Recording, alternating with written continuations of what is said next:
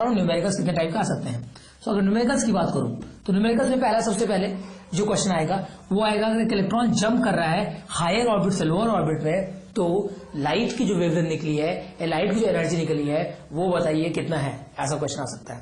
इसके अलावा दो फॉर्मूले हैं एंड क्या टेक्निक यूज करनी है वो देखिएगा जरा, क्योंकि जरूरी है चीज समझना। तो आपने ये फॉर्मूला पढ़ा होगा 1/λ equal to r like this 1/nf square minus 1/ni square, ऐसा कुछ। This is the formula which you have studied और इस फॉर्मूले का यूज कर सकते हो। इसके अलावा एक और फॉर्मूला होता है कि अगर कोई दो गैप है, this is the gap between energy levels like energy 2 energy 1, इसके बीच का गैप है। अब इन गैप का जो एनर्जी होगा उतना ही एनर्जी होगा उस लाइट का जो बाहर जा रही है, ये आप जानते हैं। मैं क्या बताना चाह रहा हूं, तो -13.6 eV इसकी एनर्जी होती है और इसकी एनर्जी आप कैलकुलेट कैसे कर लेंगे, -13.6 डिवाइडेड बाई 2 का स्क्वायर, सो -3.5 eV समथिंग आएगी। अब क्या होगा, इसका जो गैप होगा इससे जो लाइट निकलती है उसकी एनर्जी इनके गैप की एनर्जी के बराबर होगी, डिफरेंस जो होगा इन दोनों का। एंड तो हम क्या कर सकते हैं, सेम चीज वेवलेंथ निकालने के लिए दूसरा फॉर्मूला यूज कर सकते हैं। आप वही यूज करोगे बिकॉज वो इजी है। क्या, तो यूज कर सकते हैं, देखिए डेल्टा E इक्वल टू, मतलब gap of this equal to hc/λ, direct use करेंगे। करना क्या है, इन दोनों का गैप निकाल लो, जो गैप दिया है एनर्जी लेवल दिया है, और गैप निकालने के बाद वहां डेल्टा ही पुट कर दो और hc/λ सॉल्व कर लो। समस्या कहां आती है, देखिए शॉर्टकट क्या है। शॉर्टकट ये है कि डेल्टा E को जब आप पुट करते हो तो ये होता है जूल में, जूल में फॉर्मूला लगता है, लेकिन यहाँ क्या आपको एनर्जी पता है, ईवी में। यहाँ आती है सिचुएशन, क्या आपको ईवी को जूल में कन्वर्ट करना पड़ता है, क्वेश्चन लंबा हो जाता है, 1.6 से डिवाइड करना पड़ता है, सो उसमें टेंशन होती है। तो बुक्स में आप देखोगे शॉर्ट ट्रिक क्या है, हम पहले ही 1.6 से क्यों ना डिवाइड कर लें। अगर हमने पहले ही 1.6 से डिवाइड कर लिया, देखो क्या हो जाएगा, hc/λ नीचे 1.6 से डिवाइड करेंगे, 1.6 इंटू 10⁻19 क्यों कर रहे हैं, हम चाहते हैं इसको ईवी में कन्वर्ट कर, पहले ही कन्वर्ट कर ईवी को जूल में कन्वर्ट कर लें। अब क्या होगा, ऊपर जाएगा। तो इसकी वैल्यू पता है, इसकी वैल्यू पता है, इन सबकी वैल्यू पता है। अगर आप कैलकुलेट करने बैठोगे, कैलकुलेट से करके देखना कितना आ रहा है। मैं आपको बताता हूँ, कैलकुलेट करने के बाद जो मैंने आया है आंसर आपका, जो किताबों को दिया है, वो क्या है, 1237.5 एग्जैक्ट आता है। हम क्या करते हैं, 1237 लेते हैं अपॉन लैम्डा इंटू 10 की पावर -10, ये होता है।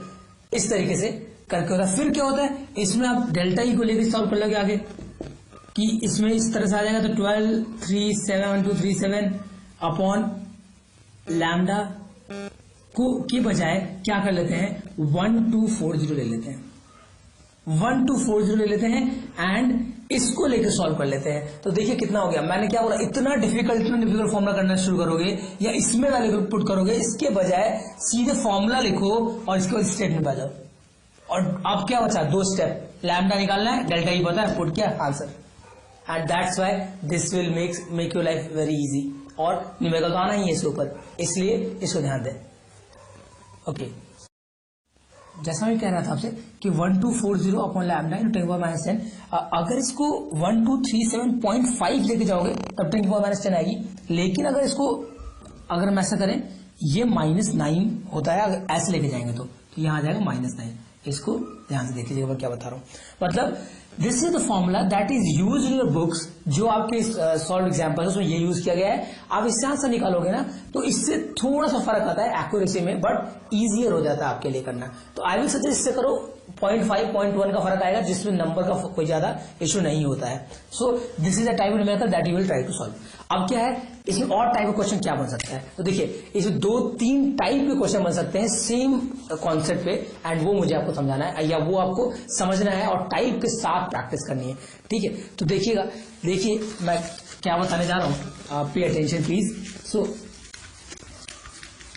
जैसा मैं कह रहा था कि न्यूमेरिकल्स में टाइप बता रहा हूं और आपको थोड़ा सा ध्यान से वीडियो देखना है। मैंने मुझे ट्रिक बताया, शॉर्ट ट्रिक, कि कैसे आप सॉल्व करोगे और कैसे आसान हो जाएगा सॉल्व करना न्यूमेरिकल। अब इसको देखिए आगे, अगर मैं आगे बताऊं तो मैंने कहा न्यूमेरिकल में पहला टाइप में बताया लैम्डा निकालना। दूसरा टाइप देखिए कैसे आता है, दूसरा टाइप आता है कि आपको पता होता है, अगर आपने वेवलेंथ निकाल दिया पहले टाइप में, find wavelength. Okay, this was the first numerical as I told you.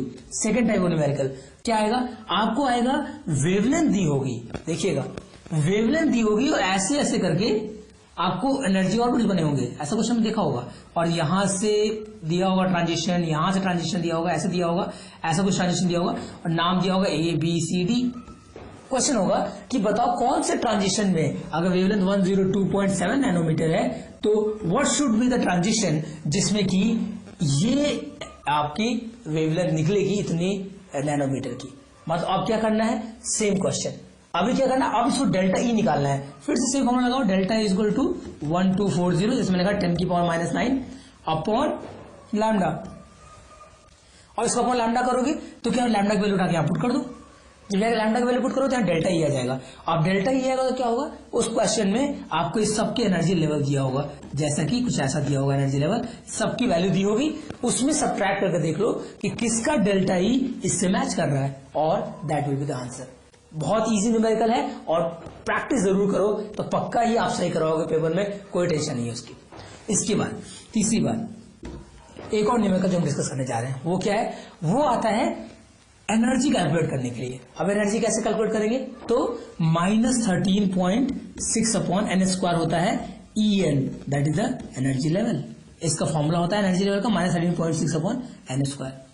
Now इस फॉर्मूले में वैल्यू पुट कर दो, क्या है n की 1 2 3 4 वैल्यू पुट करो तो यहां से En आ जाएगा, या एनर्जी आ जाएगा उस गिवन ऑर्बिट का गिवन लेवल का। अभी क्या करना है, अभी में ध्यान रखना है कि क्वेश्चन क्या आएगा, क्वेश्चन आता है find kinetic energy, okay, and find potential energy. तो उसका रिलेशन होता है जो आप प्रूविंग करोगे अगर काइनेटिक एनर्जी की, इसका भी स्टेटमेंट आता है कभी कभी प्रूविंग करने के लिए, उसकी प्रूविंग करोगे तो हम देखोगे कि En is equal to -KE, ऐसा कुछ, तो -KE that will be kinetic energy. इस फॉर्म में इस तरीके से पुट कर देंगे, and similarly twice potential energy का रिलेशन होता है इन दोनों के बीच में। तो एक इस टाइप का न्यूमेरिकल है जिसको आपको प्रैक्टिस करना है, मतलब लैम्डा निकालना है, या तो ट्रांजिशन बताना है, या फिर एनर्जी से रिलेटेड न्यूमेरिकल आता है तो उसको आपको प्रिपेयर करना है इन दिस चैप्टर एटम्स में, ओके। इसके अलावा क्या ध्यान रखना होता है, वो ध्यान रखना होता है जो तीसरा जो अलग टाइप का न्यूमेरिकल, इसके अलावा जो न्यूमेरिकल आपको आ सकता है वो क्या आ सकता है, 4 टाइप का न्यूमेरिकल जो आ सकता है, जो क्वेश्चन इसमें इंपॉर्टेंट है वो है shortest wavelength and the longest wavelength निकालना फॉर अ गिवन सीरीज। अब सीरीज क्या है जो आपको पढ़ना है, तो वो है LBP-BP। What is LBP-BP? So Lyman Balmer Paschen Brackett Pfund, this is the series जो आपने किताब में पढ़ा होगा। इसको याद करने का तरीका है LBP-BP। फर्क क्या होता है, सारे ऑर्बिट से जंप करके अगर फर्स्ट ऑर्बिट में आएगा that is final, NF is equal to 1, that will be Lyman series. अगर NF इज इक्वल टू 2, मतलब फाइनल जहां जंप करके गिर रहा है, अगर 2 होगा तो बाल्मर सीरीज, 3 होगा तो पाश्चर, आपने किताब में देखा होगा। इसको आपको याद करना है। अब क्वेश्चन पूछता है कि फॉर बाल्मर सीरीज बताओ शॉर्टेस्ट वेवलेंथ क्या होगी। ध्यान रहे तो लगाओगे फॉर्मूला कौन सा, अभी जो मैंने बताया 1 upon lambda equal to R, ये फॉर्मूला लगेगा बिकॉज यहाँ पे आपको डायरेक्टली आंसर मिल जाएगा शॉर्टेस्ट एंड लॉन्गेस्ट वेवलेंथ का। कैसे, तो इन्फिनिटी लोगे जब शॉर्टेस्ट वेवलेंथ की बात करेगा, क्योंकि एनर्जी और वेवलेंथ आपस में इनवर्सली प्रोपोर्शनल है, जितनी ज्यादा एनर्जी उतना शॉर्टेस्ट वेवलेंथ होगा। मतलब कि क्या लोगे, infinity at Ni is equal to, initially infinity से जंप करेगा तो कैसा लेंगे, शॉर्टेस्ट वेवलेंथ। अच्छा NF क्या होगा, वो डिपेंड करेगा लाइमन बोला है कि बाल्मर बोला है। अगर लाइमन बोला है तो 1, बाल्मर बोला है तो 2, ऐसे ही करके आपको याद है पहले से 3 4 5 6, एंड आपको यहाँ वैल्यू पुट कर दोगे, यहां से वेवलेंथ की आ जाएगी वैल्यू। ध्यान क्या रखना कि लैम्डा को इन्वर्स करना भूलना मत, यहां से लैम्डा की वैल्यू आ जाएगी। अब लॉन्गेस्ट की बात करेंगे तो लॉन्गेस्ट जो होगा, लॉन्गेस्ट वेवलेंथ निकालते समय क्या करेंगे, जो Ni की वैल्यू होगी जस्ट इसके पहले वाली होगी। जैसे अगर लाइमन की बात करेंगे तो Ni की वैल्यू होगी 2, अगर बाल्मर की बात करेंगे तो Ni की वैल्यू होगी 3 for longest wavelength. I think you understand what I am saying. तो this is the type of numerical that you have to practise very well and they are very easy. Boards आने वाले हैं आप लोग के, अभी होंगे बोर्ड्स के पेपर से पहले, आप उसमें ट्राई करो कि ये अगर 4 टाइप के न्यूमेरिकल आप करके चाहते हो, यकीन मानो उसमें से एक ना एक न्यूमेरिकल डिट्टो आएगा, ऐसा ही एकदम बन के आ जाएगा। तो एक कोशिश करो कि इसको सॉल्व कर लो, एंड जैसा मैंने बताया उसको नोट कर लो कहीं, और उसको जाकर किताब में देखो, सिर्फ ऐसा ही आपको मिलने वाला बुक में क्वेश्चंस। ओके, तो ये हो गया आपका एटम। अब एटम में ये 4 न्यूमेरिकल्स प्रैक्टिस कर लेंगे, जो मैंने जो प्रूविंग बताई वो प्रैक्टिस कर लेंगे, तो आपका एटम का चैप्टर ऑलमोस्ट फिनिश हो गया। इस चैप्टर में और कुछ बचता नहीं है। क्योंकि न्यूमेरिकल के पार्ट ही आ सकते थे, या ये एक प्रूव करने को आ सकता था जो अभी आपने देखा कि रेडियस का रेशियो क्या होगा वो आ सकता था, वो आपने प्रूव कर लिया। अब आते हैं न्यूक्लियाई पे। जैसे मैंने कहा मोस्ट इंपॉर्टेंट क्वेश्चन हम डिस्कस कर रहे हैं, तो उसको आप ध्यान से देखेंगे। तो अब न्यूक्लियाई की बात करते हैं। न्यूक्लियाई में क्या है, न्यूक्लियाई में भी प्रूविंग है। कैसे? न्यूक्लियाई में प्रूविंग है कि आपको न्यूक्लियर डेंसिटी प्रूव करनी होती है कांस्टेंट। ये क्वेश्चन आता है कि nuclear density is constant, prove that nuclear density is constant. So एक क्वेश्चन तो ये हो गया, इसकी प्रूविंग है जो देख लीजिए, बहुत सिंपल सी प्रूविंग है कि किसी भी एटम के लिए न्यूक्लियर डेंसिटी कांस्टेंट होती है। दूसरा एक फॉर्मूला है जिसमें आपने देखा होगा R is equal to R naught A की पावर 1/3। यह है क्या, रेडियस ऑफ द न्यूक्लियस, उसका फॉर्मूला है।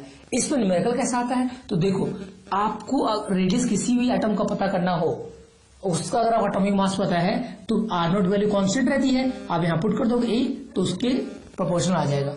मान लीजिए आपको ऑक्सीजन और नाइट्रोजन का रेडियस पता करना है, तो करना क्या है, R of N upon R of O you need to find, या फिर R of oxygen we can say. So अब क्या होगा, R नॉट सेम रहेगा, यहाँ नाइट्रोजन का मास रख दो, नाइट्रोजन का एटॉमिक मास रख दो, एटॉमिक मास नंबर क्या होता है 14 की पावर 1/3, एंड यहां क्या रख दो दूसरा डिवाइड में R नॉट ऑक्सीजन का 16 की पावर 1/3, ये कट गया, ये कैंसिल हो गया, और आपका फाइनली मतलब बन जाता है R1 upon R2 is equal to क्या हो जाएगा, A1 अपॉन A2 का whole cube, whole 1/3 sorry. This is the numerical which you will get in your paper. ऐसे न्यूमेरिकल आ सकता है, तो इसके लिए आपको कुछ प्रैक्टिस करके रखनी है। अब बात करते हैं थर्ड टाइप की। थर्ड टाइप का न्यूमेरिकल कौन सा है वो देखिएगा जरा। तो थर्ड टाइप का न्यूमेरिकल जिसमें आता है न्यूक्लियर में, वो क्या आ सकता है, वो आता है, और जो कॉन्सेप्ट आता है वो आता है मास defect and binding energy concept. Mass defect and binding energy concept बहुत इंपॉर्टेंट है, ग्राफ बहुत ही जरूरी है। क्या, तो आपको पढ़ना है मास डिफेक्ट। ओके, क्या होता है मास डिफेक्ट। सो न्यूक्लियस आप पढ़ोगे किताब में मिल जाएगा कि न्यूक्लियस के अंदर जो न्यूक्लियॉन्स होते हैं उनका मास जब उनको अलग से देखा जाएगा और पूरे न्यूक्लियस का मास में फर्क होता है, वो जो मास का डिफरेंस होता है that mass is converted to energy, Einstein की इक्वेशन अकॉर्डिंग। नाउ तो मास डिफेक्ट निकालने के पहले डेल्टा एम, और डेल्टा एम निकालने के बाद आपको निकालना होता है binding energy, and binding energy find करने के लिए क्वेश्चन आ सकता है न्यूमेरिकल। क्या आ सकता है न्यूमेरिकल, और व्हाट इज बाइंडिंग एनर्जी ये भी पूछ सकते हैं। तो mass defect and binding energy curve, this is the third type of question that you have to prepare. Binding energy curve तो एकदम रट डालना है, एकदम याद कर लेना बाइंडिंग एनर्जी कर्व कैसे बना हुआ है, और न्यूक्लियर फ्यूजन उससे एक्सप्लेन करना भी आपको आना चाहिए।